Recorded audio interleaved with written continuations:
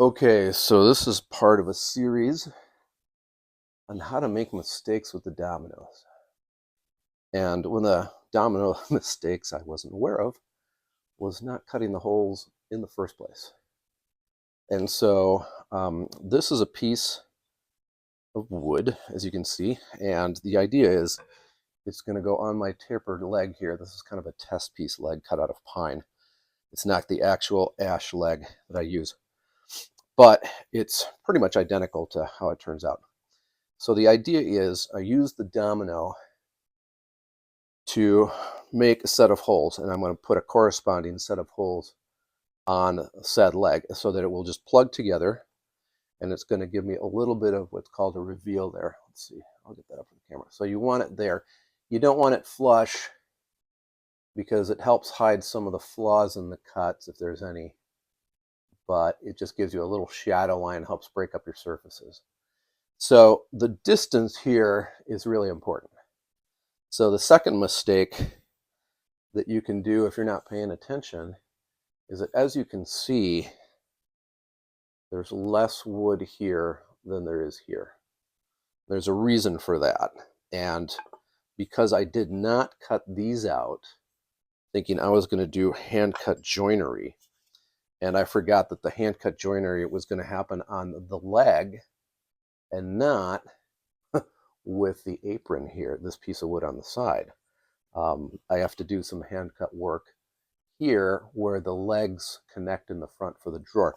So I just forgot to put in the holes, and if there were marks on here, I kind of erased them, but there are some dents left in here, and I was able to locate them. Okay, so one of the tools I'm using, this came from Woodcraft.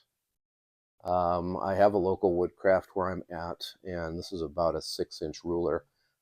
It's metric. I just find it a whole lot easier to count something.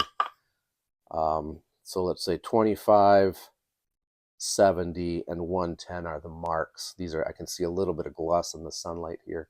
I don't know if you can see them. Those are left over. I just came in with an eraser and got rid of them, but I didn't plane it or sand it, so they're still visible, just very faint. And so I think it's a lot easier to lay out marks and say they're going to be at 30, 70, and 110 or 100 than it is to say it's going to be at 1 inch and an eighth, 2 3/8, and then 4 5/64 or something wacky like that. This is just easier, 30, 70, 110, done. And so I'm not always a fan of metric, because if you have to say that something's like 530 centimeters, it just gets weird. But for smaller parts and laying things out, I think metric is the superior system. So anyways, I was able to figure out where the marks were, and so I believe they're 25, 70, and 110, because I kind of wanted to keep it easy to remember, and I didn't want it to be 28 or 23, because honestly, I have trouble seeing millimeters without special glasses. And so here is my marks. So that's the uncut board. And so I've marked it at 25, 70, and 110. So I have to do, just to show you the marking process, I have a second board where I made the same mistake. And so I'm looking here, and so this is the thicker side. So the marking is going to happen over here. The other thing I do is I tag the boards, and if it's on this side, that means this is the top versus that being the bottom. And so I'm going to measure from here, because I always reference the top on these things to be able to mark things consistently. If I go from the bottom, there might be some boards that are actually not cut exactly the same. It could happen. But this just makes it a lot more consistent, especially if there's a bit of an odd spacing. And so here is 25, 70, and there's 110, I believe. We'll see how close I came. I was a little awkward holding it there with one hand, but yep, that's about right. And so the other tool I use, again, You can find that at Woodcraft. Pinnacle product. It says it's even made in USA, which is a bonus. And then this is the Veritas large saddle square. I shot a video about this. I don't know if I've actually uploaded it, but I love it. It's great. It's got these finger grabbers here, or these rough areas, so you're always getting good pressure. You can push down this way, or you can pull up that way. I think they go to, no, they both push down. So I put my pencil here, I extend my mark, and then I can actually wrap around the corner for that, and then I slide it over again.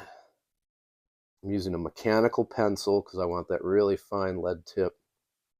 And so I make my mark thing, and then I'll go on the other side so I have more support. You don't want this falling off the edge. You want to keep it on the inside of where you're marking. So if you find yourself marking or cutting some things, like using a marking knife left-handed, don't be surprised. It's just easier to learn how to shift from your right to your left. So let's say I'm over here. If this board wasn't so big, I would just be doing this if I'm doing a bunch of them. And so lastly, the Seneca plate here, this is 7/8. So on a 7/8 piece of material, when the cutter projects out, it's going to give me that much wood underneath the cutter. And so that corresponds to the space on the board. So it's registering on this surface. I know that I put the plate here, or oriented the board this way, is what I'm saying. And so when that cutter comes out, I can just lay this on there, and you're going to see that it's flush. And that's how it was making the holes. And so I need to be sure that I am marking, this is the thick side, and I want to mark the thick side, and that's where my lines are. So I'm going to line up on this, and that's how I'm going to make the holes. And because I'm using this plate, I know exactly how this can be repeated. And so if you were doing, let's say, a ton of kitchen cabinets and you needed the spacing to be the same every time, you would put this on for whatever thickness of material you were using, and you wouldn't take it off for the duration of the project, especially if you had a helper. You don't want to adjust this when you know that as long as these are tight, you're going to get the exact same cut every time, especially if you're using the little retracting teeth to act as markers. In this case, I need to make these odd reference marks. And so I'll just line it up. It's not a big deal. So that is it. Again, this is the point. I had these holes cut. I have some ash legs already cut with the holes. This will plug in, but I need to add some holes to this end to make the same thing happen. And thanks to extreme repeatability and having a little bit of a marking system where, like I said, it's easier to do either 25 or 20 unless for some reason you have to do 18 millimeters. But if you're doing something like that, make a note on the project and write it down, because it's tough to get back to stuff that requires a lot of setup. So I hope this helps somebody, and I need to get to work. Thanks for watching.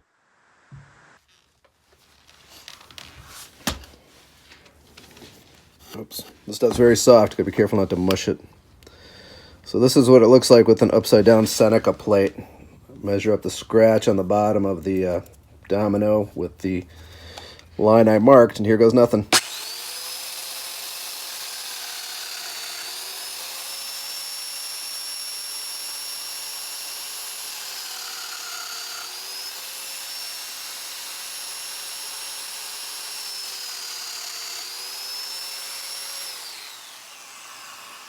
That's it.